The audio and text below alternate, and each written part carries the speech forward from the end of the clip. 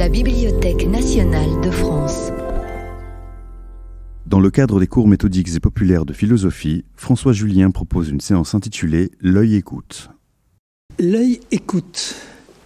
Est-ce que ce n'est qu'une métaphore, l'œil écoute? Est-ce que ce serait seulement transporté, attribué à la vue, les capacités, les puissances de l'ouïe? Ou n'est-ce pas quelque chose de plus important encore, qui est qu'au fond le fait que nous vivons à partir de nos sens. Et nos sens se présentent comme exclusifs les uns des autres. Chacun a son attribution, chacun son assignation, chacun son objet. Donc nous vivons avec des sens exclusifs. Je crois que l'audace de cette formule, l'œil écoute, cette belle formule de Claudel sur laquelle je vais revenir, c'est justement de nous faire signe vers la possibilité de déborder nos sens, de les déborder l'un par l'autre, l'un à travers l'autre, déborder la vue à travers l'ouïe. L'ouïe venant au secours, en quelque sorte, de la vue, venant l'épauler, venant donc la déborder. Et je crois qu'il y a quelque chose d'important pour mieux entendre ce qu'est vivre dans sa capacité. Alors, l'œil écoute, on peut l'entendre de deux façons. Soit à l'indicatif, l'œil écoute. Je verrais bien sur le mode injonctif, impératif. L'œil, écoute. Écoute enfin, œil. Écoute enfin et cesse de te contenter, de te borner, de te confiner à ta propre vision. Alors, cette formule, elle est j'ai mis entre guillemets parce qu'elle est de Claudel dans un beau texte. Alors, en ouverture, un beau texte de Claudel sur la peinture hollandaise. Et alors, Claudel n'élabore pas, ne promeut pas en concept cette formule, l'œil écoute, mais il l'a fait varier, il l'a fait entendre en poète. Donc on voit dans cette page d'ouverture comment justement il déborde par la langue poétique pour faire entendre cette possibilité de promouvoir la vue à travers l'écoute, en regardant une peinture hollandaise. Alors, je vais citer quelques phrases de Claudel parce qu'il faut les entendre justement. Elles sont écrites par un poète qui, c'est son rôle de poète, tente de déborder progressivement la langue pour laisser passer autre chose d'inouï. Alors, il faut commencer par le paysage. C'est peut-être devant le paysage d'abord que l'œil est appelé à écouter. Je cite Claudel, « Il faut renoncer à comprendre les Pays-Bas si, dès que l'on s'y est enfoncé pour de bon et en plein, on ne ressent pas sous ses pieds cette élasticité secrète. Si l'on ne s'entend pas soi-même participer à cette espèce de rythme cosmique comme une poitrine alternativement qui se soulève et s'abaisse. » Alors, je reviendrai tout à l'heure sur ce rapport entre la vue et la respiration, et l'alternance respirante qui fait communiquer avec le paysage. Il poursuit d'ailleurs, la Hollande est un corps qui respire. Et cette vaste poche de Zuiderzee, au milieu d'elle, qu'est-ce que c'est sinon une espèce de poumon?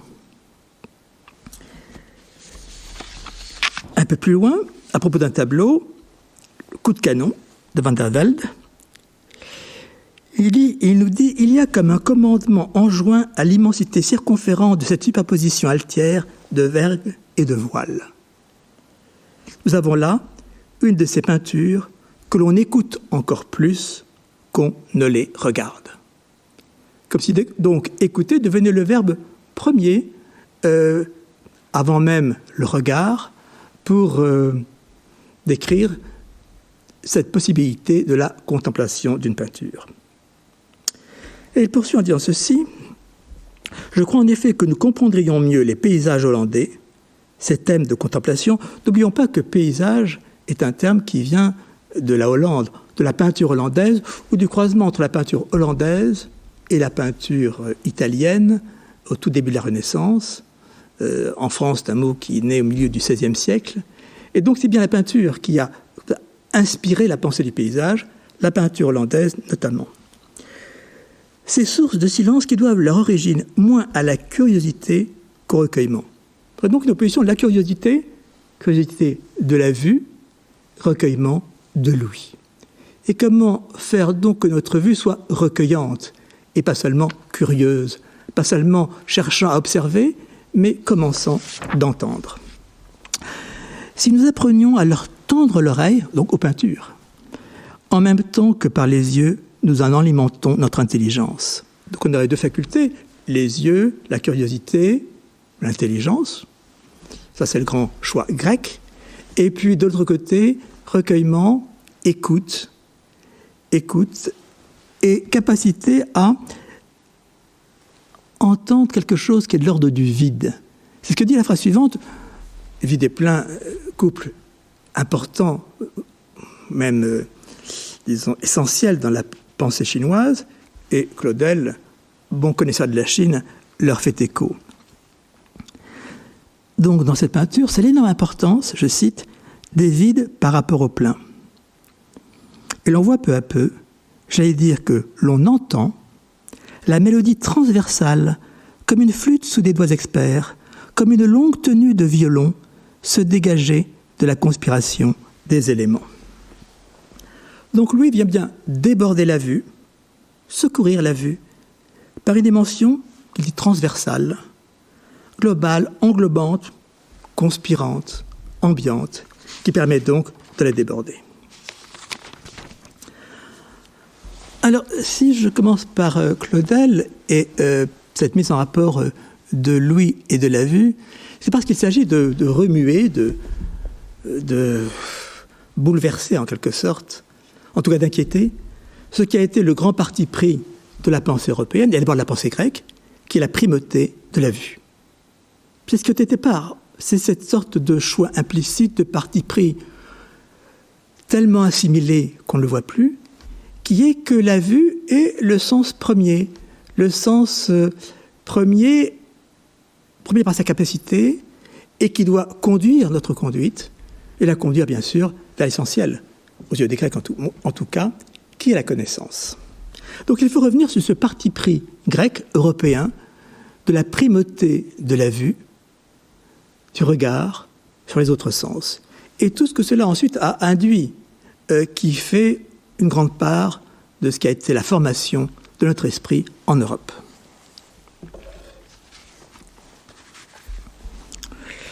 Et avant ça, je voudrais dire que si je m'arrête sur cette formule, cette belle formule de Claudel, l'œil écoute, il ne s'agit pas seulement d'esthétique au sens propre, aesthétisme, sensation, perception. Il ne s'agit pas seulement des sens. Il s'agit de quelque chose qui serait davantage de l'ordre éthique, au-delà de l'esthétique, qui serait davantage de l'ordre éthique, existentiel, que je pourrais résumer ainsi, en tout cas pour me donner du courage, parce que vous savez, parler devant 400 fauteuils vides, c'est une opération difficile. Difficile parce que parler, c'est parler à des visages, et c'est parler justement à une présence. Donc là, j'imagine une présence, mais qui est fictive, et il faut donc que je puisse persévérer en pensant que vous pourriez m'entendre dans le virtuel, et donc qu'il s'agit de se concentrer sur ce sujet pour en penser ce qui a dimension au-delà de l'esthétique même, l'essence, cette dimension éthique existentielle qui répond à la question massive de comment vivre. Les sens nous mettent dans l'exclusion. Chaque sens a sa vocation ou sa fonction. Et normalement, elle ne communique pas. Les sens sont exclusifs. Et peut-être justement que donner sa pleine dimension à l'expérience, ce serait non pas rêver à une autre expérience, mais donner sa pleine dimension, ses pleines possibilités, ses pleines puissances, dynamisme, comme disaient les Grecs, à l'expérience. Or, l'œil écoute peut signifier cela. Ne pas laisser nos sens ornés, limités, confinés par leur fonction de sens. Ça peut apprendre à les faire déborder. Déborder, non pas dépasser, déborder. C'est-à-dire sortir de leur bord et se déborder les uns les autres. Non pas en invoquant une autre puissance, mais en se débordant les uns les autres, comme le fait déjà la métaphore, les uns les autres, les uns par les autres, Alors, on a tous en tête la grande formule de Rimbaud, le fameux long patient, dérèglement de tous les sens. Dérèglement, c'est une possibilité. On sait à quel prix. Et on sait toujours que le dérèglement, il est, même s'il est long, s'il est patient, il est exception. On ne peut pas apprendre à dérégler ses sens. Mais peut-être peut-on apprendre à déborder ses sens. Non pas les dépasser vers autre chose. Dépasser est un verbe qui oriente, assigne une finalité. Non, déborder, c'est-à-dire sortir des bords de limites et des sens les uns par les autres. Donc, ce que je proposerais ici, c'est d'essayer de penser ce que peut être déborder la vue par l'ouïe, et donc promouvoir la vue à travers ce secours de l'ouïe. Il faudrait donc peut-être apprendre à ce que nos sens se secouent l'un l'autre, se déploient l'un par l'autre, aident l'autre à mieux se déployer. L'ouïe au secours de la vue. Alors je me suis demandé, est-ce que la réciproque peut être vraie ? Est-ce que la vue peut aller au secours de l'ouïe ? Est-ce qu'on pourrait dire l'ouïe regarde ? Je ne crois pas. En tout cas, la question se pose. Je n'en suis pas sûr. En tout cas, je pense que on fait récemment, quand on regarde sur nos écrans, hélas, je veux dire, quand on regarde de la musique, n'est-ce pas ? C'est-à-dire quand on écoute un concert sur écran, ce qui me gêne, c'est quand la vue se rapproche des musiciens et que comme ça, le focus, n'est-ce pas, se fixe sur un visage, un instrument, le piano, le musicien qui commence à transpirer, bref. Est-ce que ce n'est pas plutôt parasitaire de l'ouïe ? Je préférerais en fait fermer les yeux pour, disons, peut-être mieux recueillir la musique et ne pas me laisser capter par quelque chose d'anecdotique en fait, et qui, disons, m'écarterait ou rabattrait ce qui peut s'entendre justement d'ambiant dans sa dimension symphonique. Donc la réciproque n'est peut-être pas vraie, et c'est pourquoi je vais essayer de m'enfoncer dans cette formule de l'œil écoute. Alors j'ai dit choix grec. Choix grec, oui, parce que c'est les Grecs qui nous ont mis dans cette primauté jamais inquiétée de la vue. L'idée que la vue est le sens qui domine tous les autres sens, qui est le plus près de l'intelligence, et donc le premier sens, parce que le plus près de la connaissance. Je dirais tous les Grecs. C'est une sorte de parti pris massif dont on peut trouver, comme c'est normal, une formulation forte chez Platon dans le Timée. Je vais vous lire la phrase parce que cette phrase me paraît condenser tout ce qui est grec, tout ce qui a fait la pensée grecque, à savoir la vue, la connaissance, le logos, le nombre, le temps, bref, tout ce à partir de quoi, tout ce à travers quoi les Grecs ont pensé. Et dont on pourrait croire aisément que, effectivement, c'est le cadre de la pensée. Alors justement, je voudrais me déboîter, je préfère dire décoïncider de cette pensée grecque pour essayer d'ouvrir d'autres possibles, et d'abord d'autres possibles à la vision. Je lis la phrase de Platon qui est dans le Timée, en 47, quand il est dit ceci. « De fait, la vue, selon mon raisonnement, selon mon logos,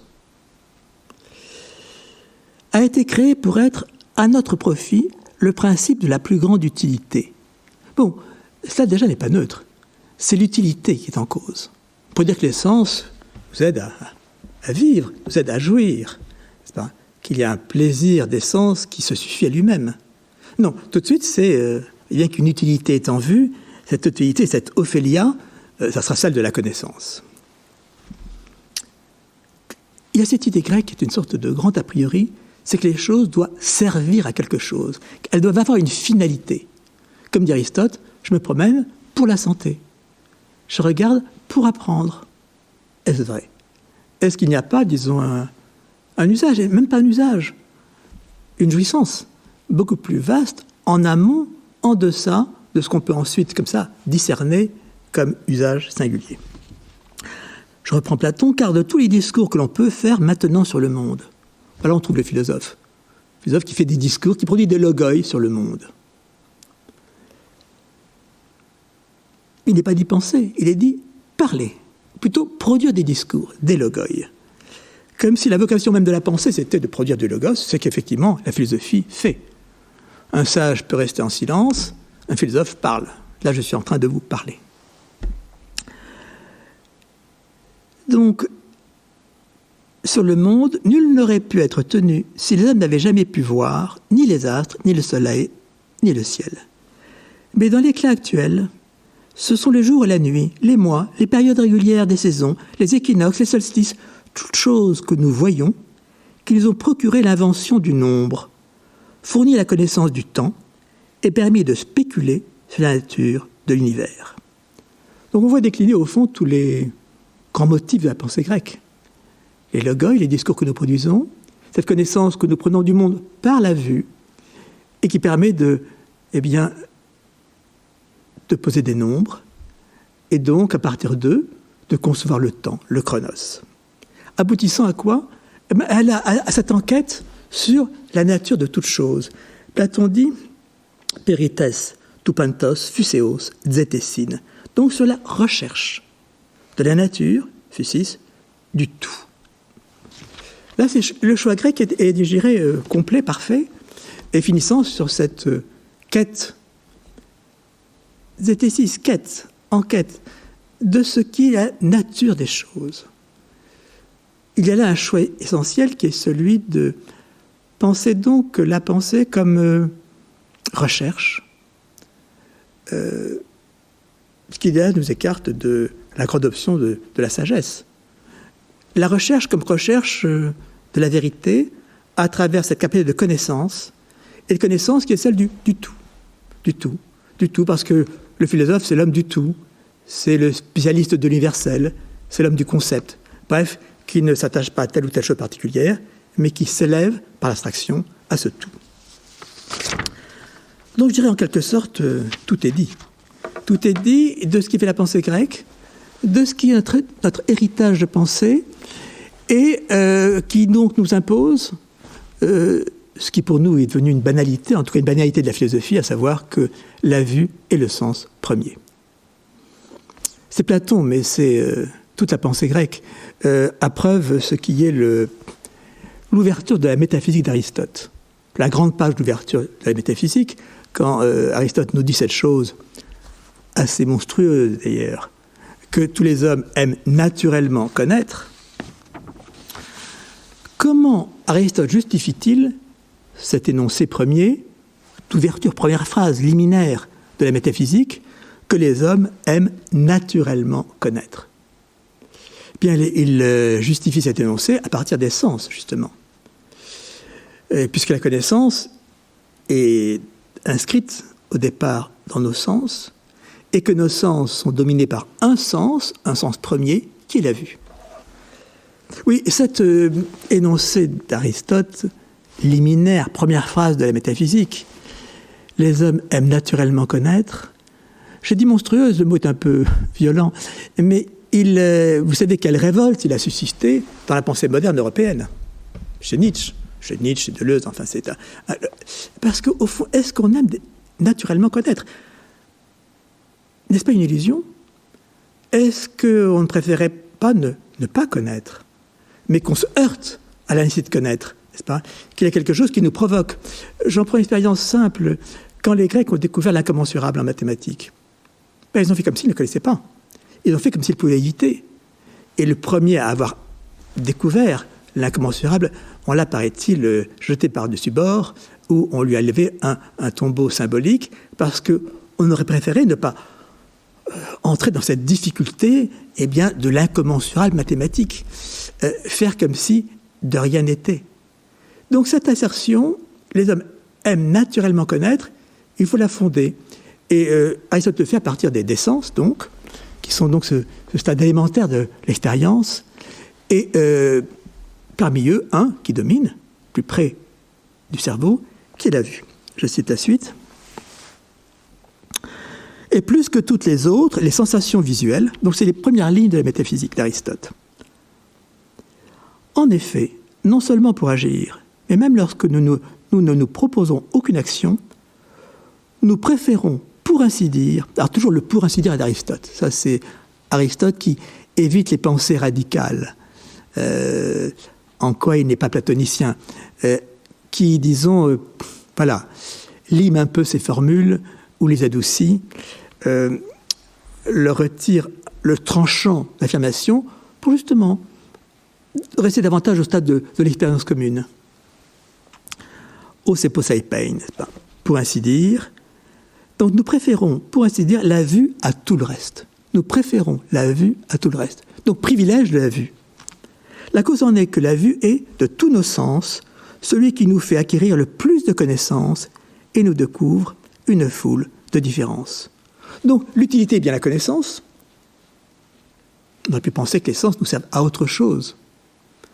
La primauté est la connaissance, et la connaissance, dit Aristote, par différence. Diaphora. Puisque c'est comme ça que Aristote conçoit la connaissance, aboutissant à la définition. Nous définissons une chose par différence avec d'autres choses. Et de différence en différence, jusqu'à la dernière différence, la différence ultime, qui est la définition. Donc vous voyez tout ce qu'il y a là donc de choix non réfléchis, non discutés, comme ça, posés, imposés par les Grecs. Donc ce grand parti pris de la pensée, parti pris non réfléchi, et qu'il nous revient justement à nous d'essayer de réfléchir de biais en essayant de le réinterroger.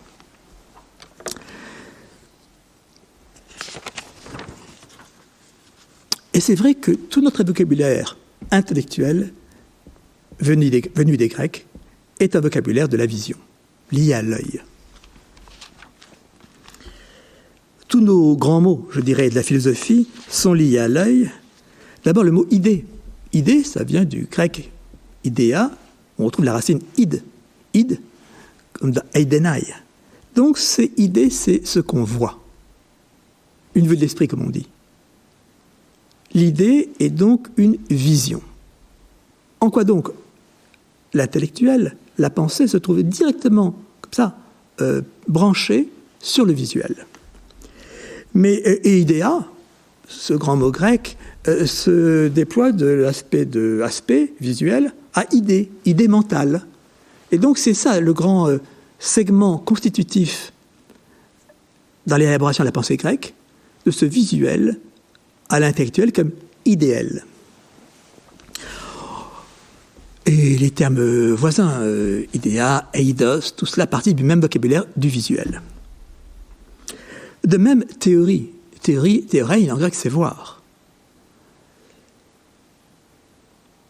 Et même le terme qui signifie esprit, nous, en grec, dans son sens premier, c'est voir, dans son sens homérique. Donc c'est Homère, c'est pas seulement Platon. C'est déjà dans Homère que, le nous est l'esprit qui voit et comprend ce qu'il voit. Nous, noein. Et donc, du visuel, on passe à l'intellectuel. Platon dira to homma tes psyches, l'œil de l'âme. L'œil de l'âme. Donc, l'idée que la pensée voit le regard de l'esprit. Voilà des formules qui se sont, disons, intégrées à notre pensée comme la seule façon de penser, se sont imposées à la pensée et qui nous donnent donc à envisager ce travail à rebours, je dirais, pour essayer d'interroger ce qu'elles ont de parti pris. Et peut-être, comme tout parti pris, qui nous enferme. Et qu'il faudrait donc interroger pour rouvrir des possibles que ces formulations ont, disons, d'emblée éliminé. Alors, s'il y a un choix massif qui est la conséquence de cette primauté, ce privilège accordé au visuel dans la pensée grecque, et ensuite dans la pensée européenne, c'est la constitution de ce terme si important pour la pensée, autour duquel la pensée européenne, qui est celui d'objet. l'objet. L'objet comme étant l'objet de la vue, l'objet de la pensée, bref, ce terme qui a focalisé la pensée en Europe, l'objet. Dans ce couple, un peu diabolique, il faut le dire, du sujet et de l'objet, le sujet, c'est il faut entendre les mots en latin, c'est le sous-jacent au changement, ce qui, sous le changement, ne change pas, l'hypokaimenon des Grecs, le subjectum des Latins, et puis en face, il y aura l'objet. En face, il y aura, parce que c'est un futur, il y a une très longue maturation de ces termes. L'objet, c'est ce qui est jeté devant la vue. Objectum. Il y a le sous-jacent sous le changement du sujet, et il y a l'objet, le jeté devant, objectum. Jeté devant quoi? Devant les yeux. Alors ça nous ramène à Augustin et à la théorie antique, la fin de l'Antiquité, théorie tardive de la vision, telle qu'on la trouve chez Augustin, avec l'idée qui est en fait platonicienne, qui est que le regard est un rayon lumineux et qui va frapper, et bien des choses qui font obstacle à ce rayon lumineux, des obstants qui font obstacle, qui sont jetés devant et qui bloquent ce rayon lumineux, ce sont donc les objets. Pas encore chez Augustin, mais disons, vous voyez que l'objet, c'est ce qui vient faire barrage au rayon lumineux émis par l'œil.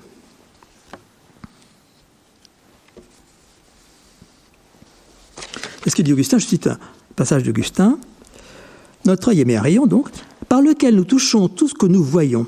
Si tu veux voir plus loin et que s'interpose, interponatur, quelque corps, le rayon se rompt sur le corps jeté devant, le corpus objectum, le corps qui est objecté à la vue. Et il ne lui est pas permis de passer outre vers ce que tu désires voir. Donc, oui, l'idée d'objet, c'est d'abord l'idée d'obstacle. D'obstacle qui vient donc bloquer, arrêter, stopper le rayon lumineux qui se porterait plus loin. L'objet, donc, est l'obstant, le corps interposé entre la visée et la vue. Et donc, au départ, venant entraver la capacité de la vision. Donc, ce participe passé objectum ne désigne pas la chose regardée, mais ce qui, jeté devant la vue, brise l'axe du regard, offusque sa capacité. Alors, il y a une maturation très lente dans la pensée médiévale à partir de cette théorie de la vision chez Augustin, croisant la théorie des capacités de l'âme d'Aristote, et qui va aboutir progressivement et accoucher au début de la pensée classique de cette notion d'objet. D'une part, capacité de l'âme qui s'adresse chaque fois à quelque chose, chacun des sens s'adressant, comme capacité s'adressant à, je ne peux pas appeler un objet pour l'instant, mais disons à quelque chose qui le concerne. Donc théorie d'Aristote, celle du Péripsukès, et d'autre part la conception du regard se heurtant à l'objet obstacle de la vision, les deux s'accommodant, se rencontrant, aboutissent à cette notion d'objet autour de laquelle s'est organisée la pensée de la connaissance en Europe à l'époque classique. Donc on voit à quel point ce privilège de la vue, aboutissant à la constitution de tout vocabulaire intellectuel comme visuel, aboutissant à la pensée de l'objet comme objet de la connaissance, autour de quoi s'est organisée notre pensée de ce qu'est connaître, tout cela donc la nécessité de s'imposer à la pensée européenne. Et ma question sera donc comment essayer de sortir de ce grand parti pris pour essayer de retenir ou de sauver la vue de ce dans quoi elle s'est trouvée prise ainsi, dans cette fonction de vue objectivante, pour la rouvrir à d'autres possibles, ce pourquoi Louis pourrait nous aider.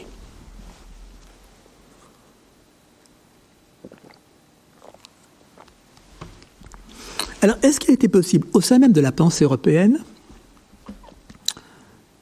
de nourrir cette inquiétude à l'égard de la pensée grecque, de ce grand choix du visuel, de cette primauté du regard, est-ce que d'en revenir plus près de l'expérience originaire aurait pu nous libérer, nous affranchir de ce primat de la vue?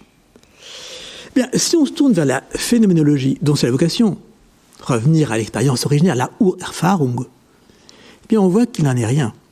On voit que Husserl, notamment, enfin le premier, reste dans le pli, dans le parti pris de la pensée de la primauté du visuel, et n'en sort pas.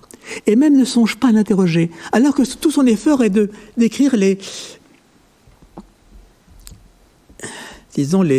l'a priori toute expérience, de remonter au plus ordinaire, au plus élémentaire, donc de ne pas se laisser glisser vers une construction qui serait purement intellectuelle. Or, néanmoins, il n'est pas en mesure de mettre en question ce grand parti pris du primat du visuel. Alors, je vais aller très vite parce que il faudrait regarder les choses dans les textes plus précisément, mais je crois que, hélas, j'allais dire, la chose est claire. Et claire, elle lui a d'ailleurs été reproché, le fait que, au fond, cette situation première de moi vis-à-vis du monde en face de moi, du monde s'offrant en objet à la conscience, n'est pas remise en question, et même n'est pas réenvisagée. Au départ, certes, il y a le phénomène, to phenomenon, ce qui apparaît. Mais ce qui apparaît, to phenomenon, c'est ce qui apparaît aux yeux. Au départ est le ceci que voici, ce sur quoi tombe mon regard, ce que j'ai devant les yeux. Si je résume les positions de Husserl, on dira bien en premier que l'expérience possède un contenu phénoménal, to phenomenon, ce qui apparaît. On ne préjuge de rien d'autre. On part du plus élémentaire, ce qui apparaît. Et ce phénomène est un mode d'apparaître de quelque chose. Comme disaient les Grecs, to de ti, un quelque chose. Et toute expérience porte donc sur ce quelque chose qui se montre à nous. Ce qui fait que l'expérience originaire est la perception. Et la perception, ce qui sera développé ensuite dans l'être au monde. Donc vous voyez que dans la description qu'il fait, Husserl, des structures d'essence de notre expérience, c'est le visuel qui sert à cette expérience. Toute perception d'une chose matérielle, donc étendue. Alors, c'est là qu'intervient un concept très riche de Husserl, celui de esquisse, on traduit en français esquisse, profil, Abschattungen. C'est-à-dire que là, je vois des fauteuils, je ne vois pas le fauteuil en entier, je vois le fauteuil à partir de ma position. Donc, je ne vois pas le fauteuil entier, j'en vois qu'une esquisse, qu'un profil, mais à force de voir des esquisses et des profils des mêmes choses, on a une connaissance globale de cette chose.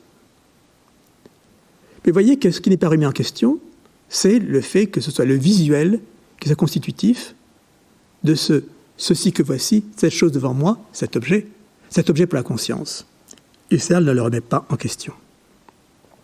Donc il y a ce concept fécond des Abschattungen, des esquisses, silhouettes qui apparaissent,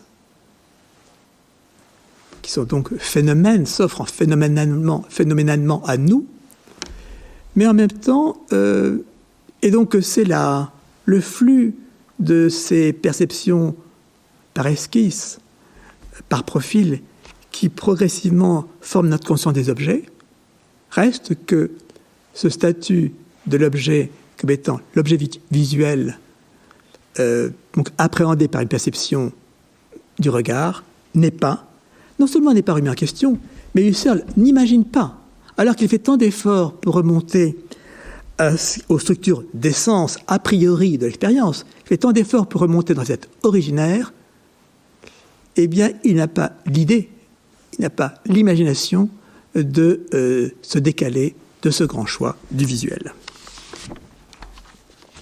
Je dis Husserl, mais si vous ouvrez L'être et le néant de Sartre, Sartre reste dans ce pli. Ce dont je parle, c'est quoi? C'est la tasse en face de mes yeux, en vis-à-vis. Donc cette objectivité du ceci que voici, Todeti, ceci qui, voilà, se présente comme phénomène à ma vision. Donc ce grand privilège accordé au visuel qui porte à la connaissance qui est objective, objet pour la conscience, n'est pas remis en question. Vous voyez qu'il faut donc il faudra essayer de poser le levier, comme dit Descartes, n'est-ce pas? Si on a un point pour poser le levier, après tout est facile, ou poser le levier pour remettre en question ce qui, des Grecs à Husserl, à la phénoménologie, n'a pas été remis en question, ou même n'a pas été envisagé comme questionnable, interrogeable. Il s'agit donc en deux mots de ce parti pris husserlien accordant la primauté à la vision. D'abord, ce qu'il appelle la visée de la conscience. La conscience est dans cette activité première de viser. L'adéquation qui est l'adéquation de la visée et de l'objet, est donc porteuse de ce qui a été le grand critère de la connaissance à l'époque classique, mais aussi chez Husserl, qui est l'évidence. L'évidence qui est le parfait recoupement entre l'un et l'autre, entre la vision du sujet et l'objet. Quand il y a parfait recoupement de l'un par l'autre, telle est l'évidence. Cette notion d'évidence donc de Descartes, Husserl reste dedans. Et pour en venir à cette vocation du regard, qui n'est pas remise en question, comme quand il dit « sous le regard de l'esprit ». Sous le regard, alors il faut entendre les deux. Le regard, l'esprit regarde, on est dans la tradition grecque, idée comme étant vue, sous le regard. Ce sous est important parce qu'il exprime justement cette position de supériorité, de surplomb, de la vue par rapport au monde, même si tout l'effort de Husserl est de penser la corrélation, de penser l'être au monde, néanmoins, sous le regard de l'esprit est une formule qui nous maintient dans le choix grec. Je dirais que dans ce beau texte sur qu'appelle-t-on penser, Heidegger reste dans le même pli. L'idée de l'arbre devant moi, Vorstellung. L'arbre se tient devant moi, je me tiens devant l'arbre. Alors oui, il y a corrélation, c'est ça qui est nouveau, n'est-ce pas? Les relations sont vues dans les deux sens. L'arbre est devant moi, l'arbre en fleurs au printemps, je suis devant l'arbre, et finalement nous sommes l'un devant l'autre, et donc comme ça en corrélation l'un avec l'autre. Néanmoins, ce devant les yeux, comme étant le premier rapport au monde, n'est pas questionné.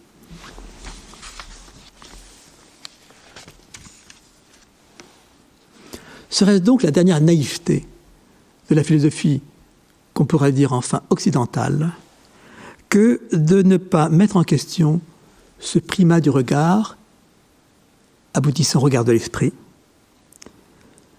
prédéterminant l'être en tant qu'objet. Alors, ce parti pris n'a-t-il jamais été fissuré? Est-ce qu'il n'y a pas une voix discordante quelque part qui aurait pu ébranler cet immense parti pris européen du primat du visuel sur les autres sens et donnant accès comme tel à l'idéal, à l'intellectuel, à la connaissance. Est-ce que cela n'a pas été fissuré comme une sorte de grande coïncidence théorique qu'on ne peut donc pas dénoncer comme telle, puisqu'il n'y a pas on n'a pas d'extériorité pour s'en écarter, mais qui serait fissuré du dedans. Il me semble qu'on en trouve quelque chose dans Hegel, dans l'esthétique de Hegel, que lui fait, toujours dans cette question du rapport de l'ouïe et de la vue, fait entendre autre chose qui n'est plus, parce que c'est l'esthétique de Hegel, on est donc décalé de la question de la connaissance, fait entendre une autre possibilité, et commence à renverser le rapport des deux. pour montrer, et non c'est quand même étonnant, que finalement l'ouïe serait plus idéal que la vue. Donc il faut s'arrêter une seconde à cette page de l'esthétique de Hegel, opposant l'ouïe et la vue. Je cite, « L'ouïe est l'autre sens théorique. » Ah, c'est important parce que théorie, théorème, c'est du regard. Or, l'ouïe est l'autre sens, bien sûr, la vue est le premier, mais l'ouïe est l'autre sens théorique. L'ouïe a aussi vocation théorique. Ici se produit le contraire de ce qui arrive pour la vue. Bon, on a bien cette opposition des deux. L'ouïe a affaire non à la couleur, à la forme, mais au son, aux vibrations de corps, aux vibrations. Donc d'un côté, forme, couleur, oui, ça c'est le visuel, qui se découpe bien. Et la vue, donc, est cette capacité à découper les objets. Mais il y a un autre mode d'apparaître, qui n'est peut-être plus de l'objet, c'est pour ça qu'ici il dit corps, un autre mode d'apparaître, un autre phénoménon, qui est donc vibratoire, la vibration du son. C'est là qu'on s'écarte de la primauté du visuel et qu'on ouvre ou qu'on entre dans une autre possibilité de la pensée. Il poursuit en disant un simple tremblement de l'objet qui reste lui-même intact. C'est pas comme dans les parfums, les odeurs où l'objet se dissout. Non, dans l'ouïe, l'objet reste intact, mais il y a un tremblement. Vibration, tremblement. Voilà donc qu'on sort du vocabulaire de la découpe, qui est la capacité du visuel découpant des objets, des formes, des contours, pour entendre la vibration, le tremblement que révèle l'ouïe. C'est pour ça qu'il poursuit en disant « L'ouïe qui, comme la vue, fait partie non des sens pratiques, mais des sens théoriques, et même plus idéal que la vue. » Alors vous voyez que le retournement est intéressant parce que idéal, c'est idéal, c'est voir. Mais au fond, quelle est cette idéalité qui fait que, l'ouïe promeut davantage de spirituel que la vue, qui, elle, reste dans l'aspectuel de l'objet.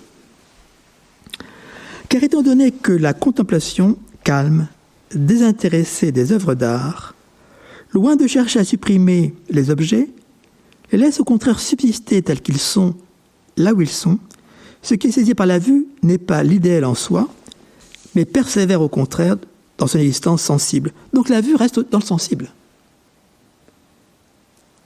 dans le visuel du sensible. Or l'oreille, elle se dégage de ce sensible, donc elle tourne vers l'idéalité, ce qu'on pourrait appeler la spiritualité aussi, en tout cas plutôt dans son sens allemand, Geistlich. L'oreille, au contraire, sans se tourner pratiquement vers les objets, alors je reviendrai là-dessus, sans se tourner pratiquement, parce que quand on regarde quelque chose, on se tourne vers lui.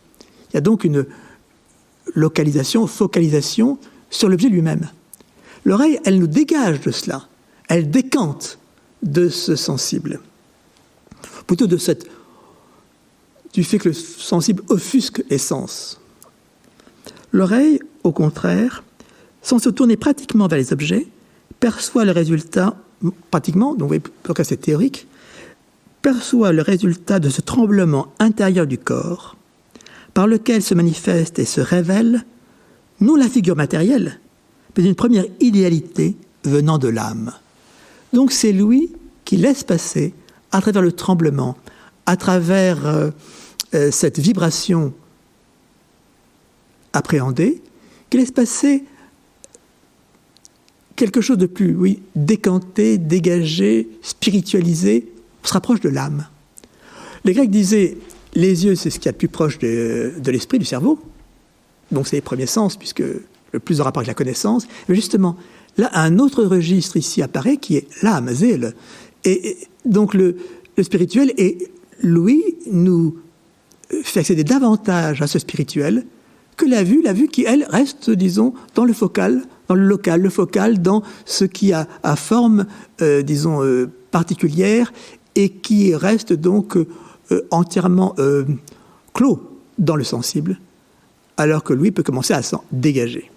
Je pense qu'il y a quelque chose d'important à penser parce qu'il y a un tournant qui se fait, évidemment parce qu'il y a une histoire des arts par derrière, parce qu'il y a le romantisme, parce qu'il y a quelque chose qui a peut-être aussi s'est déplacé dans la pensée européenne de l'esprit à l'âme romantique, et donc avec tourné vers l'infini.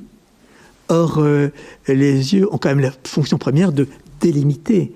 Et pensez que ce que horizon, par exemple, en grec, orismos, c'est quoi? C'est la définition par délimitation du paysage à partir de ma position de sujet qui voit l'horizon, qui ferme donc l'horizon du monde, qui clôt. L'horizon, c'est cette limite définition qui, voilà, dans laquelle le regard est enclos à partir de la position d'un sujet.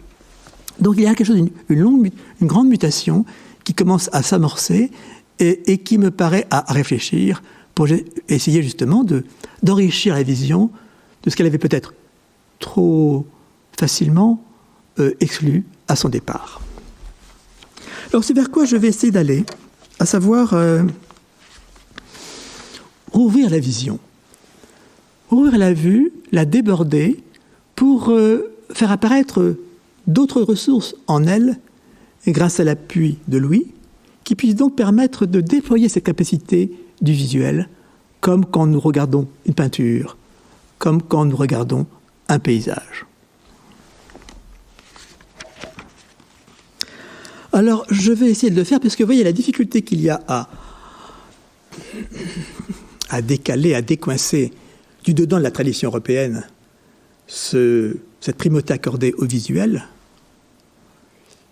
même si Hegel l'a fêlé de façon si forte. Je vais me déplacer et pratiquer une décoïncidence qui m'est familière en faisant appel à l'autre hémisphère de mon cerveau qui sera passé du côté chinois. Oui, parce que les Grecs nous ont mis dans ce privilège, primauté du visuel, eh bien, c'est de s'en décaler en sortant de cette culture. Vous savez, on dit couramment, nous sommes héritiers des Grecs. Mais que sait-on de cet héritage tant qu'on n'en est pas sorti? En tout cas, c'est un peu le sens de mon travail entre la pensée européenne et la pensée chinoise, que me décaler, non pas du tout pour fuir la pensée grecque ou m'en désintéresser, mais pour m'en décaler, essayer de trouver un autre point de départ possible. Donc, essayer de me sortir de ces partis pris disons, assimilés, qu'on ne les voit plus comme tels, comme le grand parti pris visuel, et donc pouvoir ouvrir un écart par rapport à cela, et réinterroger notre pensée dans ce qu'elle ne pense pas à penser.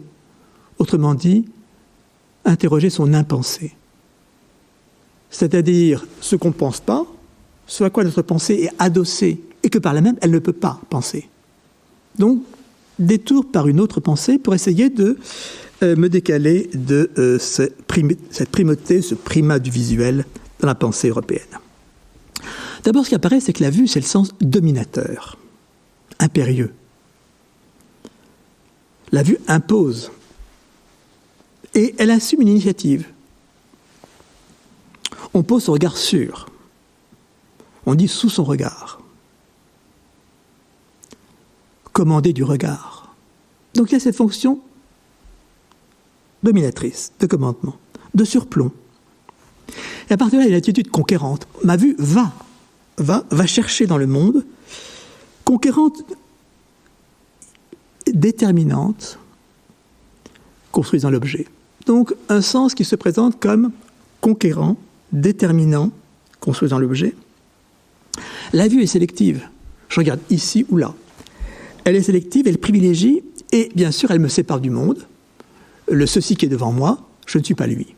Donc elle pose cette séparation première du moi et du monde, du sujet et de l'objet. L'objet en face de moi, qui parce qu'il est en face de moi, eh bien, n'est pas moi. Donc ça, c'est tout ce que la vue assume comme position, et qui donne à penser cette transcendance du point de vue.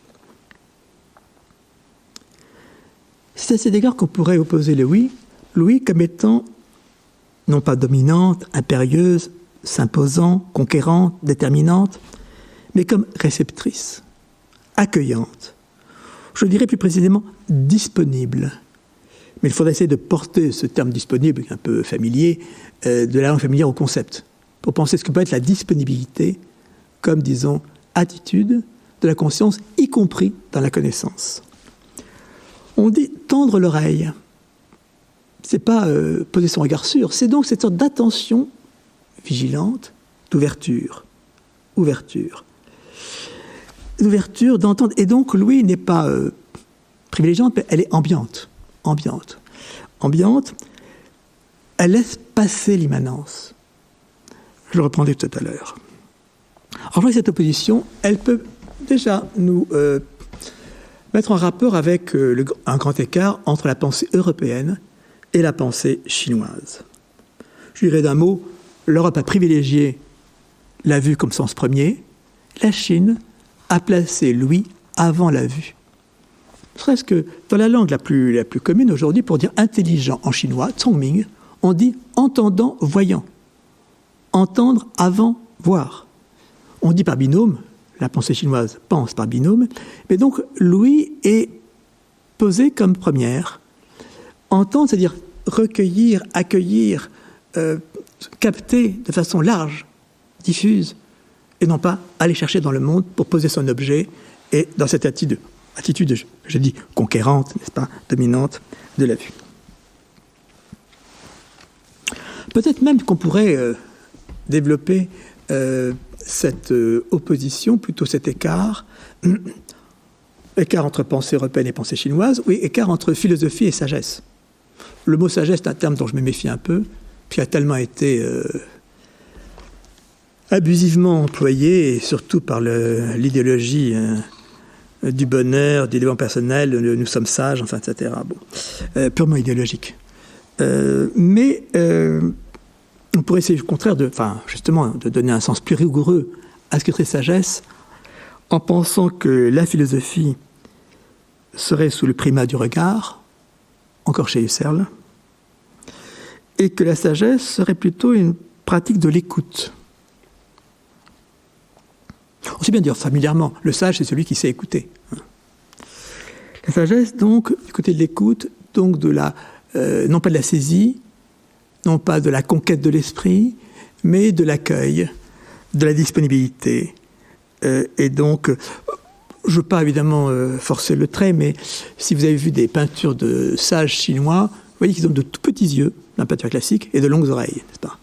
Alors, il y a quelque chose qui, je crois, fait écho à ce fait que la sagesse est comprise davantage comme capacité à capter, comme l'ouïe, n'est-ce pas, à percevoir tout ce qui vient du monde dans son caractère diffus, ambiant, non comme ça trié par le regard de l'esprit, et qui est donc un trait qui peut être marquant à cet égard, mais que je vais développer davantage en contrastant les deux.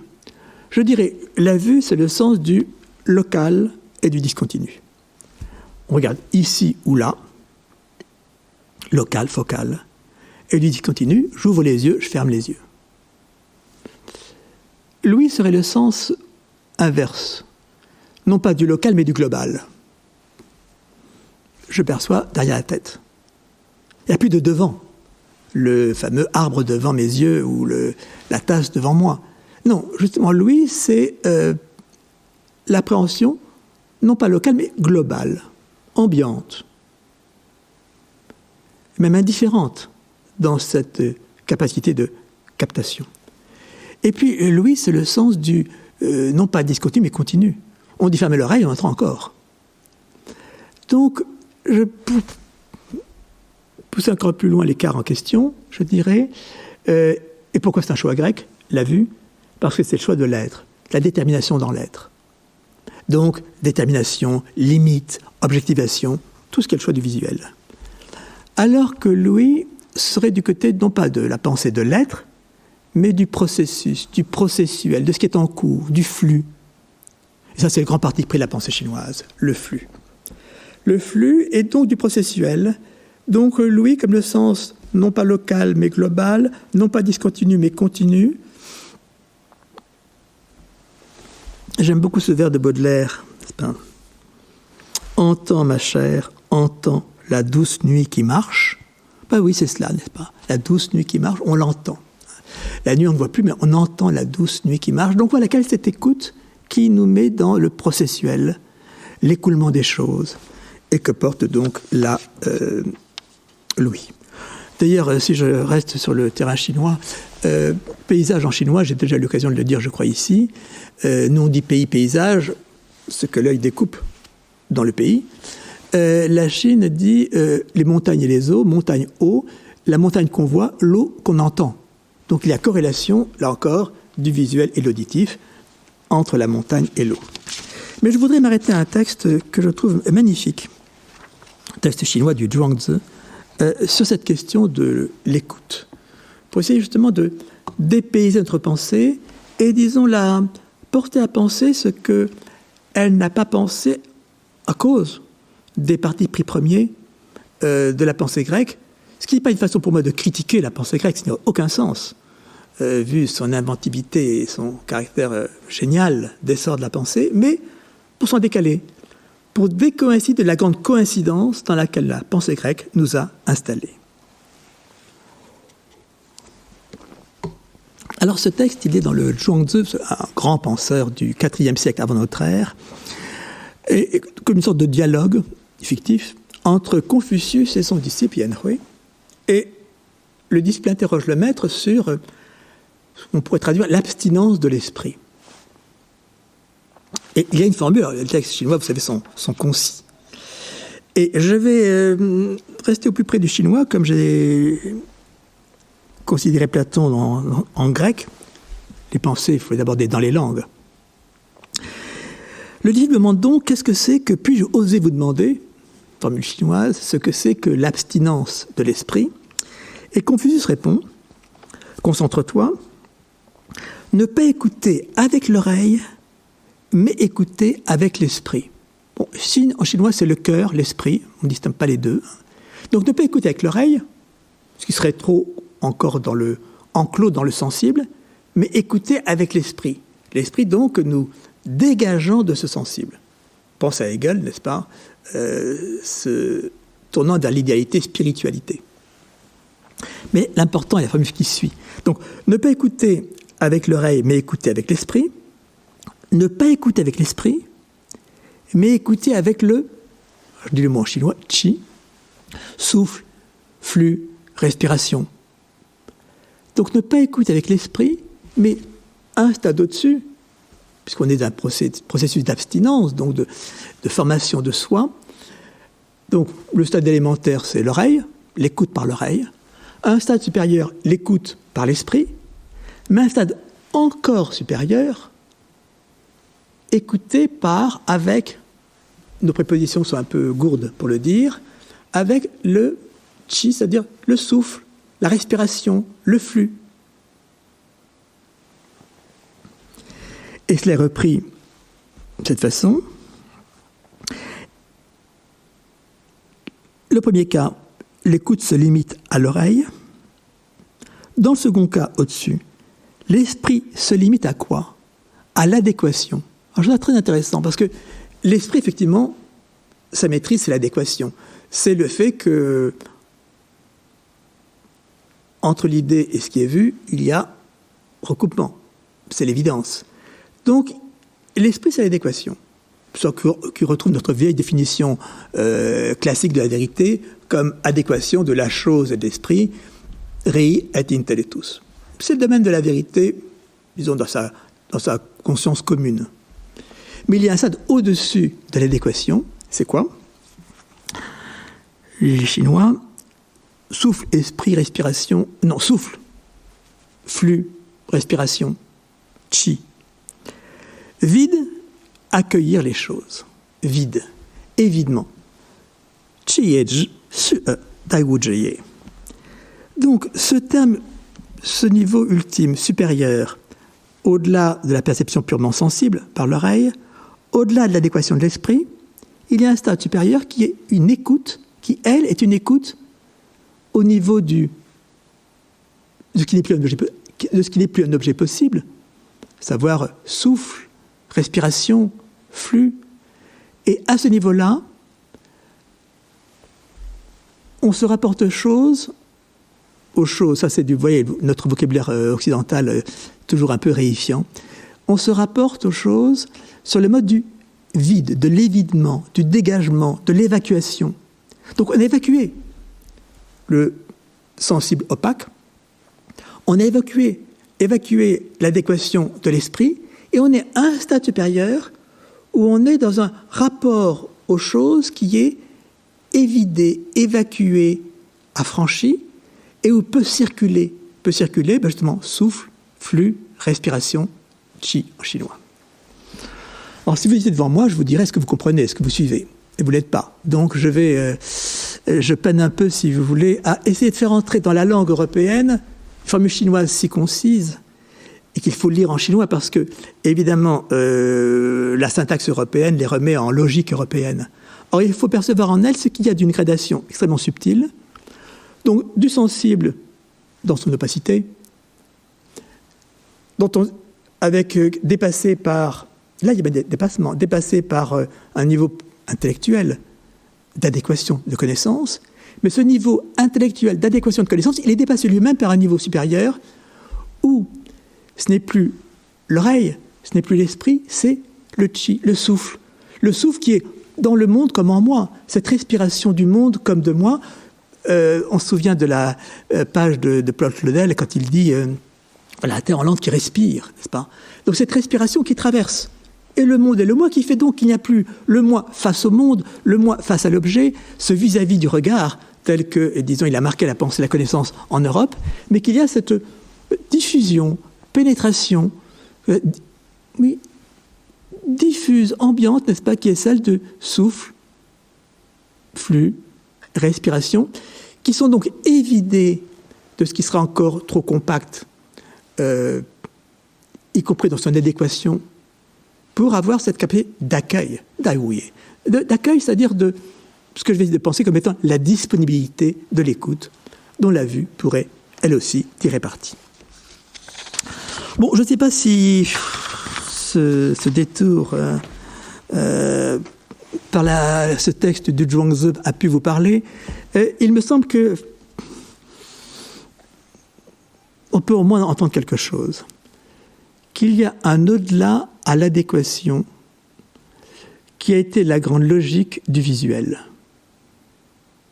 Adequatio rei et intellectus, ou adéquation d'abord entre la vue et ce qu'elle perçoit comme objet. Adéquation des contours, des formes, des lignes.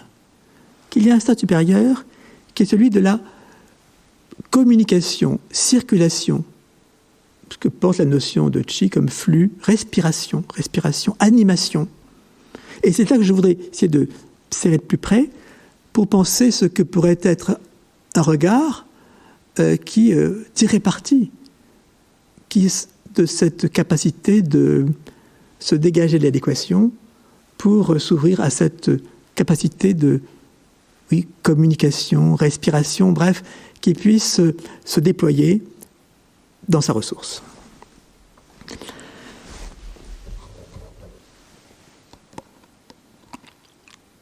Bien, je persévère toujours seul dans ma solitude. La solitude du penseur, c'est une belle chose, mais alors la solitude du locuteur, c'en est une autre. Pour essayer de voir ce qui, justement, alors se dessine au-delà même de l'esthétique, l'esthésis, comme étant perspective éthique, existentielle, à partir de ce fait premier que j'ai commencé par évoquer, à savoir que nos sens sont exclusifs. Chaque sens est, je dirais, dans sa boîte, dans son canal, c'est-à-dire dans sa fonction. 5 sens, chacun assigné à une fonction séparée des autres, et elle ne communique pas. Du moins en principe, du moins tel qu'on en fait la liste. Cette liste que vous retrouvez dans Aristote, dans son Péripsukès, où chaque œil est, disons, à sa vocation propre, sa fonction propre. Ce sont donc des canaux qui nous rapportent au monde. On dit 5 sens. C'est intéressant de penser qu'en Chine, on dit 6 sens. Non pas ou yuan. L'esprit est un sens comme les autres. Ça, c'est important. C'est ce qui permet de comprendre aussi ce que je viens de dire à propos de ce passage de l'écoute au niveau du chi, à savoir du souffle, respiration, flux, etc. c'est donc qu'il n'y a pas cinq sens, et puis ailleurs, ou disons séparés de l'esprit, mais voilà, l'esprit fait partie de cette capacité de perception. Mais surtout, la question pour nous, c'est de savoir si on peut déborder ces attributions fonctionnelles des sens entre eux. Alors la chose a été faite dans la pensée moderne, je dirais par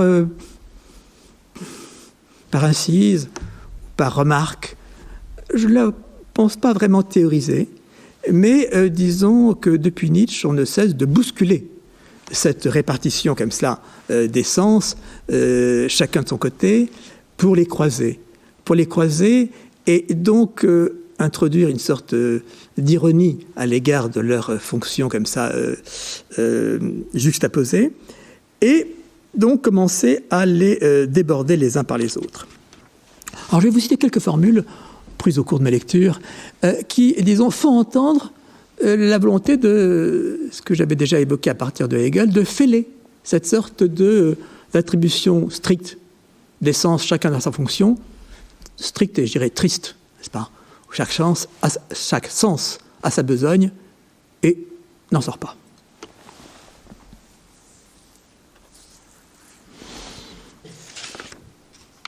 Alors, quelques formules qui font signe, si vous voulez, qui versent ce décloisonnement des sens entre eux, et donc ouvrant la possibilité d'un débordement. Une formule de Zarathustra, quand il est dit « Doit-on leur détruire les oreilles pour qu'ils apprennent à entendre avec les yeux ?» Doit-on leur détruire les oreilles ? Alors bon, c'est Zarathustra qui prêche, qui plaide, qui essaie d'ébranler un peu l'écoute, qui n'est même pas une écoute, le caractère amorphe, n'est-ce pas, et passif de son auditoire, qui ne cesse pas émouvoir par son enseignement. Donc pour ébranler un peu cet auditoire, doit-on leur détruire les oreilles pour qu'ils apprennent à entendre avec les yeux ? Ou encore, alors là, de nouveau, tournant l'écoute vers le spirituel, dans le Zarathustra toujours. Sens et esprit ne sont qu'outils et jouets. Derrière eux, il y a encore le soi. Le soi cherche aussi avec les yeux des sens, Il écoute aussi avec les oreilles de l'esprit. Mit den Ohren des Geistes. Donc, vous voyez que les yeux, là, sont plutôt du côté inférieur. Les yeux des sens. Mais tous les sens sont des yeux. Une idée que Deleuze va reprendre. Et au-dessus, écouter avec les oreilles de l'esprit. Bon, ces formules sont là, comme ça, dispersées, non développées, et ça me paraît important de le remarquer. C'est symptomatique. Il y a cette sorte de primauté imposée du visuel et du cloisonnement des sens dans la pensée européenne, et donc c'est par petits coups, c'est par petits bougers qu'on essaie de fissurer cela. Donc c'est des remarques.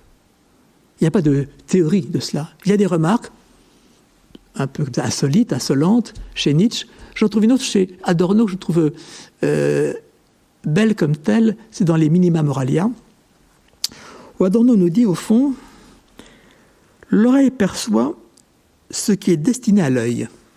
Il le dit dans une scène qui est évocatrice, qui est quand on entend une femme au téléphone, eh bien on voit sa beauté. Donc en écoutant sa voix au téléphone, on voit sa beauté, on voit quelle peut être sa beauté, d'abord si elle est belle. Je cite ce passage-là. Donc là encore, c'est une formule, n'est-ce pas ? Dans ces Minima Moralia, ce n'est pas développé. Là, je cite, « La voix d'une femme au téléphone nous permet de déceler si celle qui parle est jolie. La sûreté du ton, son naturel, son attention pour soi, reflètent tous les regards d'admiration ou du désir qui se promènent sur elle. » Donc on capte tout ça, n'est-ce pas ? Au téléphone, on capte tous ces regards qui ne cessent de se porter sur elle, est absente, on ne la voit pas, n'est-ce pas ? Mais ce captage qui se fait comme ça au loin, une sorte de large filet qui comme ça ramasse dans le sol auditif, Louis, eh bien, ce qui s'est fixé sur son corps, appréciant sa beauté. Donc l'oreille perçoit ce qui est destiné à l'œil, car les deux vivent de l'expérience de la seule beauté. Oui, ce n'est pas développé davantage, mais il y a cette chose précieuse que, au fond, Louis capte ce qui est destiné à la vue, la femme qu'on ne voit pas, mais qu'on entend au téléphone. Alors tout ça a changé évidemment parce que c'est l'époque où le téléphone révolutionne les rapports humains, la communication. Maintenant évidemment le visuel s'est réimposé totalement, donc la photo serait déjà là. Mais bon, entendons cette ressource-là saisie dans ce moment de l'histoire où effectivement, quand on... Vous savez qu'on a... Je ne sais plus, il y a eu une équipe de savants spécialistes qui ont donné une voix à la Joconde. On voit la Joconde, et bien on pouvait, en étudiant ses traits, sa physionomie, du visage, définir quelle voix, quel ton de voix elle avait. Alors c'est l'inverse. C'est qu'en entendant la voix, eh bien on voit comme elle est une Joconde. Bon, cette inquiétude, vous la trouvez un peu partout, en fait, dans la pensée contemporaine. Vous la trouvez notamment sous le thème de l'esprit qui écoute, chez Heidegger, n'est-ce pas ? Et qui est en rapport avec, justement, quelque chose qui se rapproche de la disponibilité, qui est la Gelassenheit. Donc l'idée, l'esprit écoute. L'esprit, c'est plus le regard de l'esprit, c'est plus seulement ça, c'est l'idée que ce qui est à penser, en se retirant de la pensée, donne la pensée à se tendre vers ce qui lui échappe, et donc à capter, à prêter l'oreille, à écouter. Donc il y a cette pensée qui, je crois, circule comme ça, mais à titre chaque fois de remarque, en incise, non développée, dans la pensée moderne et contemporaine. Je m'arrêterai sur deux passages, deux exemples de cela, avant d'essayer de conclure, ou plutôt d'aboutir de ce propos un peu vagabond. Deux références que je prends comme cela, je mets en regard, qui sont celles de la vue, non pas comprise par rapport à l'ouïe, mais par rapport au toucher. La vue qui palpe. Façon donc de déborder le visuel qui se fait à distance, par le sens inverse du toucher, dans la proximité. Vous trouvez deux développements. Là, il y a développement chez Merleau-Ponty d'une part, chez Deleuze de l'autre. Je les signale rapidement. Chez Merleau-Ponty, dans Le visuel invisible, dans le chapitre sur l'entrelac, le chiasme, justement, l'entrelac, le chiasme, croiser les sens. Croiser. Ne plus les garder comme ça, chacun dans son ornière, isolé des autres, mais les croiser. Et donc, croiser la vue par le toucher. Et penser la vue comme étant, non pas ce qui regarde au loin, mais ce qui vient palper, n'est-ce pas, dans la plus grande proximité. Bon, je cite quelques phrases, parce que Merleau-Ponty, c'est dans la phrase qu'il pense. Donc, il n'est pas détachable, il n'est pas résumable de cet art de nouer dans la phrase l'expérience. Le regard, disions-nous, enveloppe, palpe, épouse les choses visibles. Et encore, la palpation tactile, où l'interrogeant et l'interrogé sont plus proches, et dont, après tout, celle de l'œil est une variante remarquable. Donc l'œil n'est plus qu'une variante du rapport de l'interrogé, l'interrogeant. Ça qui est important chez Merleau-Ponty, c'est que c'est plus, si vous voulez, le regard qui domine. C'est qu'il y a corrélation au point qu'on ne sait plus qui a l'initiative, quel est le premier rôle entre regardant et regardé. Ce qu'on voyait déjà d'ailleurs dans le passage sur l'arbre en face de moi chez Heidegger, qui est donc le fait que l'interrogeant et l'interrogé sont plus proches et dont, après tout, celle de l'œil est une variante remarquable. Donc l'œil, au fond, n'est qu'une variante, un cas d'un rapport au monde beaucoup plus large, qui est ce rapport d'être au monde, justement, comme disent les phénoménologues, à savoir de communication élémentaire où l'initiative du sujet se trouve comme ça replié. Une page plus loin, je cite encore Merleau-Ponty, « Il faut nous habituer à penser que tout visible est taillé dans le tangible. » Taillé dans le tangible, ce n'est qu'un cas, au fond, du tangible, et ce en quoi il s'incruste, c'est ce tangible dans lequel nous sommes insérés, dans lequel nous existons nous-mêmes. Tout être tactile promis, en quelque manière, à la visibilité, et qu'il y a empiètement, enjambement, non seulement entre le touché et le touchant, mais aussi entre le tangible et le visible. Donc, empiètement, enjambement, donc les deux sens se croisent. Eux qu'on pouvait penser les plus lointains, le plus célébré, la vue, et disons le plus lié au concret, ou enfermé dans le concret, le toucher, mais non, en fait, ils se croisent, ils s'entrelacent, pour reprendre le titre du chapitre. L'entrelac, le chiasme. Et le visible est incrusté dans le tangible.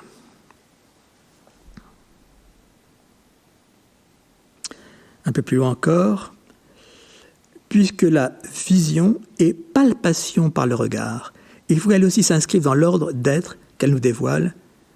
Il faut que celui qui regarde ne soit pas lui-même étranger au monde qu'il regarde. Donc il y a implication du regard dans son monde et non plus situation du vis-à-vis le monde en face de moi, qui a été la relation constitutive de l'objectivité dans la tradition antérieure. Bon, référence, je dirais, connexe, même si les deux philosophies ne se rencontrent pas, chez Deleuze, dans son Francis Bacon, où Deleuze, par un autre biais, celui de l'art égyptien, revient à ce thème de la vision qui palpe, ce qu'il appelle la fonction haptique, haptein en grec, toucher. La vision touche, n'est-ce pas? Celle-ci permet à l'œil de procéder comme le toucher, bien plus. Elle lui confère, elle lui ordonne une fonction tactile, ou plutôt haptique.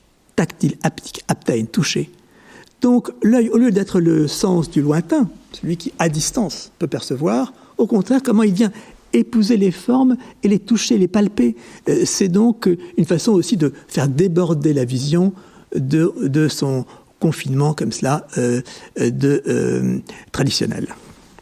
Mais ce n'est pas un passage plus important, je crois, dans Deleuze, qui nous rapproche davantage, parce que là on est dans le rapport entre le visuel et le tangible, tactile, palpable, qui nous écarte un peu de ce qui était mon axe du rapport entre la vue et l'ouïe.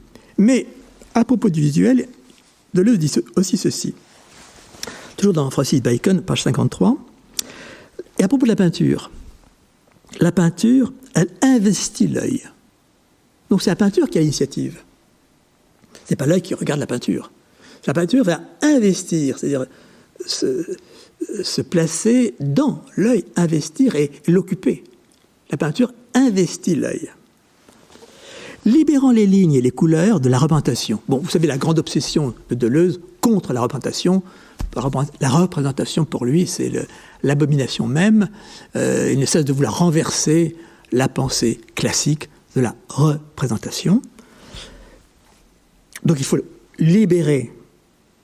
se libérer de la représentation. Donc la peinture, elle libère les lignes, les couleurs de la représentation.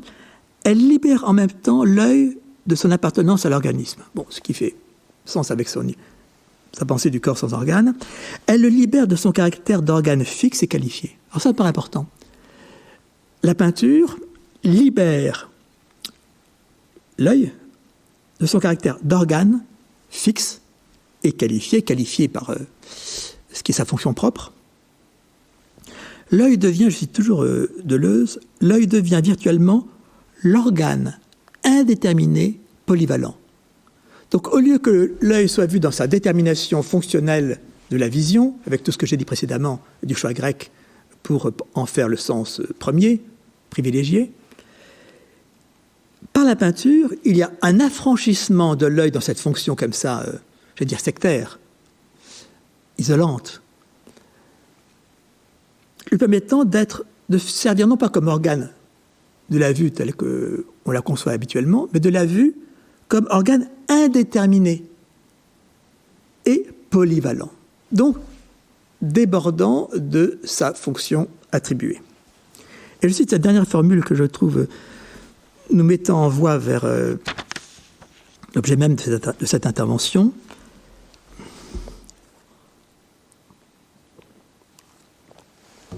Je cite encore Deleuze. La peinture nous met des yeux partout. Je crois que la formule est riche. La peinture nous met des yeux partout, dans l'oreille, dans le ventre, dans les poumons.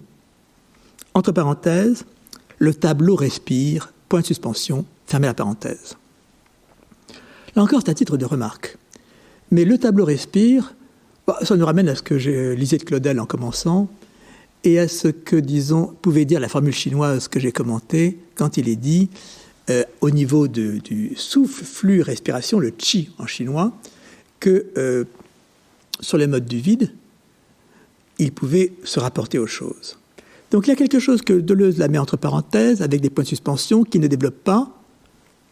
Le tableau respire, mais qui est, je crois, le fil à tirer, que tirait déjà Claudel à propos de la Hollande et du grand poumon, de l'étendue hollandaise, mais qu'il faut généraliser, porter au concept cette respiration de l'œil, que disait si bien la formule chinoise.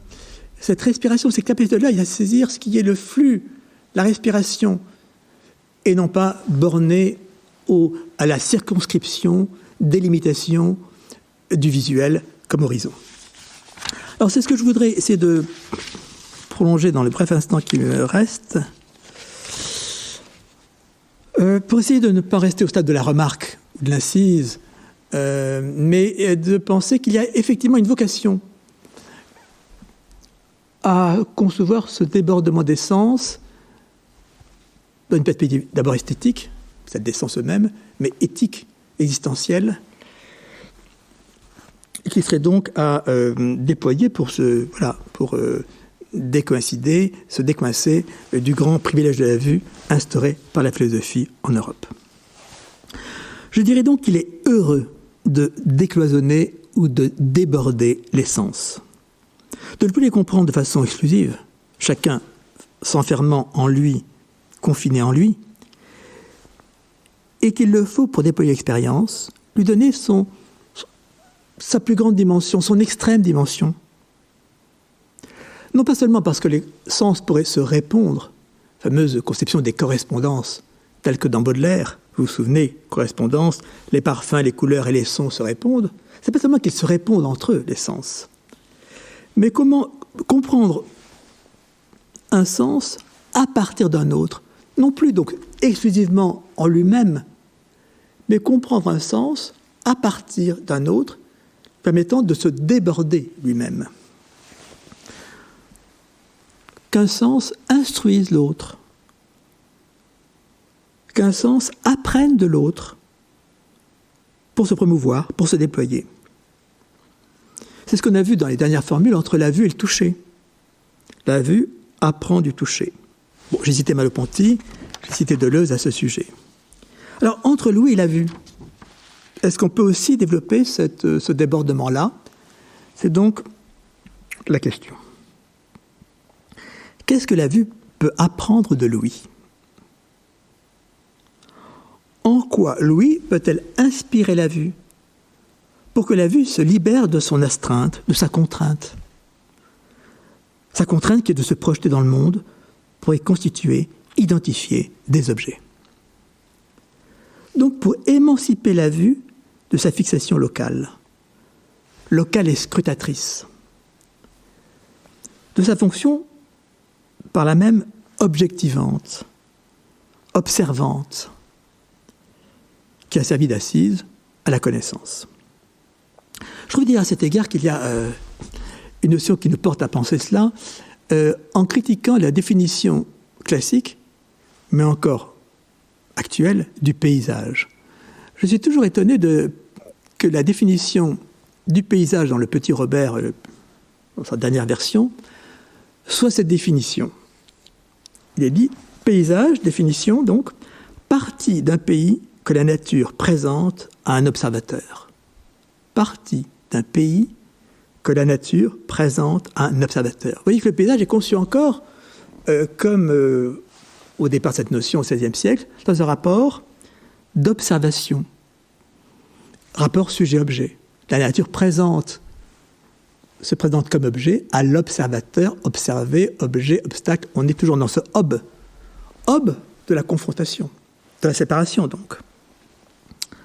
On sait bien qu'un paysage, c'est tout autre chose que cette, découpe dans un pays, pagus, latin, ce paysage découpe à partir de la position du sujet observant face à une nature qui s'offre à lui comme objet. Mais pourtant, la définition reste, si vous voulez. Donc, il y a à inquiéter, il y a à ébranler cette primauté, ce privilège accordé à la vue dans sa fonction visuelle, strictement visuelle, dont on a vu des formules comme ça, de part et d'autre, commencer à s'inquiéter, mais qu'il faudrait, je crois, essayer de porter plus loin. Alors d'abord, ce que nous a dit Hegel, la vue doit apprendre de l'ouïe la vibration, le vibratoire, ce tremblement. La vue pourrait saisir ce tremblement, ce vibratoire, des objets qui ne sont plus alors seulement des objets. La vue peut apprendre de l'ouïe, en tout cas quand elle est devant un paysage, quand elle est devant une peinture. La vue peut apprendre de l'ouïe à ne plus se contenter de la précision du contour, de la netteté de la forme. Elle doit apprendre à capter le vibratoire, qui n'est pas seulement de l'objet, mais plus globalement du monde, du paysage. Bon, je dirais c'est ce que nous a appris la peinture impressionniste, qui, elle, nous a appris à voir la vibration, justement en se démarquant de la peinture antérieure, des contours et des formes. Cela dit, la peinture antérieure des contours et des formes, quand elle était la grande peinture, savait aussi capter le vibratoire. Prenez les grands tableaux du Titien vieillissant, de Rembrandt, ou même dans la peinture classique française, dans ses sommets. Je crois que tout grand peintre a su qu'il fallait en fait capter, à travers ou au-delà de la forme et des lignes, le vibratoire, qui n'est plus vibratoire de l'objet présenté, mais de ce qui passe à travers, et qu'il faut capter. Donc écoutez. La vue doit apprendre de l'ouïe, donc l'appréhension qui serait globale, ambiante, envahissante, sur le mode du flux. Non plus donc isolante, spécifiante, déterminante, mais fusionnante.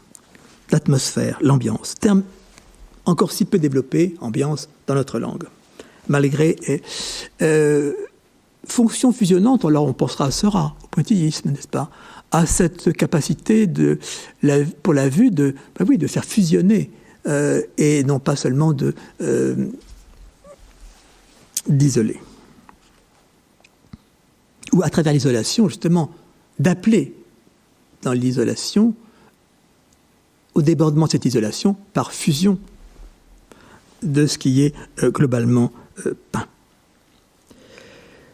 Mais plus loin peut-être encore, la vue doit apprendre de l'ouïe,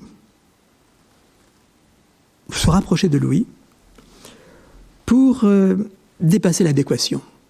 Là, je fais référence plus précisément au texte de Zhuangzi, le penseur chinois, que j'ai lu tout à l'heure. Vous devez faire de trois façons. En dépassant l'adéquation, par évidement, et ce que j'appellerais enfin la disponibilité. Voir de façon disponible. D'abord, le dépassement de l'adéquation, qui serait la capacité communicante. Non seulement corrélante, mais communicante, évoquée à travers ce souffle, flux, respiration. Voir sur le mode du flux ambiant, envahissant, se diffusant. Donc dépassant l'adéquation avec l'objet.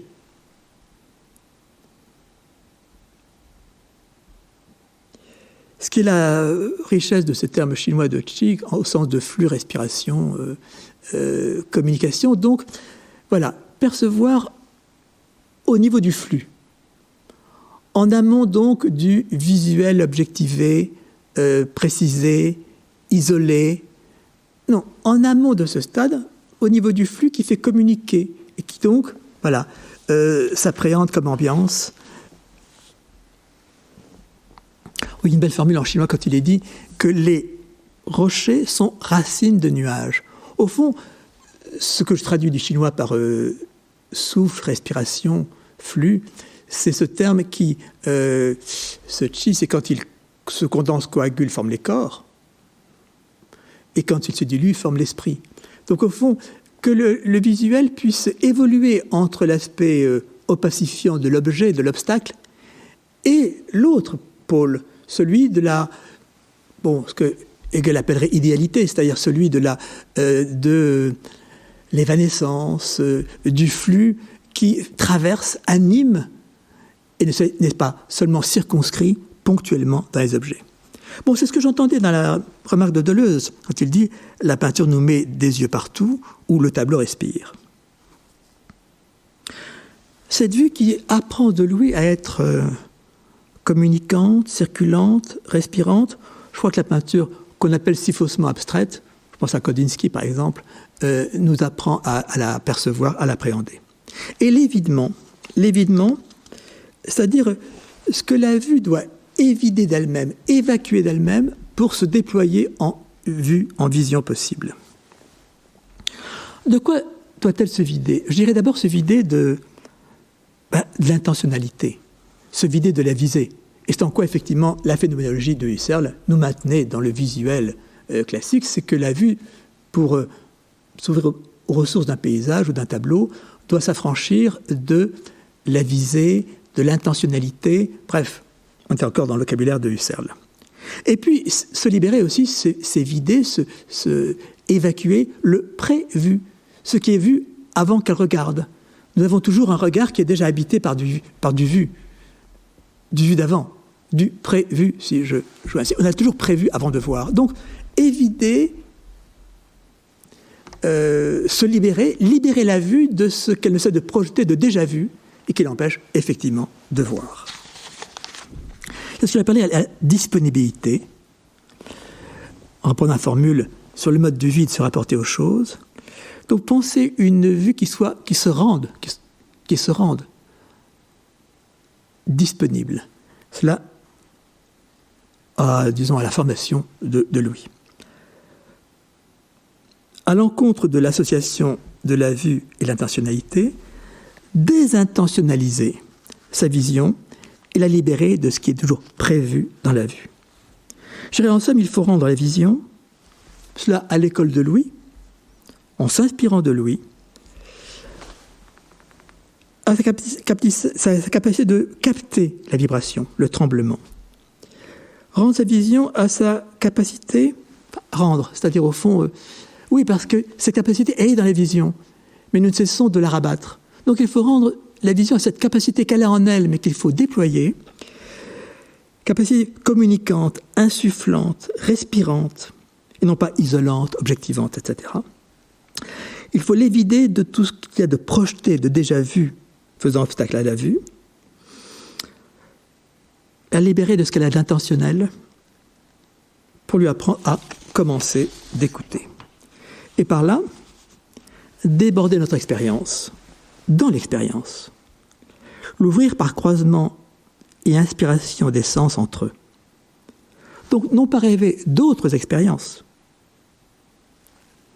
mais en ouvrant un sens aux ressources de l'autre, en instruisant un sens par son autre, comme l'a vu par Louis, au lieu de les garder exclusifs, donner une dimension inouïe à notre expérience. Je vous remercie de votre attention, auditeurs virtuels, en espérant qu'un jour, je vous reverrai en face à face. Vous venez d'écouter un podcast de la Bibliothèque nationale de France. Retrouvez les conférences, rencontres et créations de la BNF sur toutes les plateformes de podcast ainsi que sur le site bnf.fr.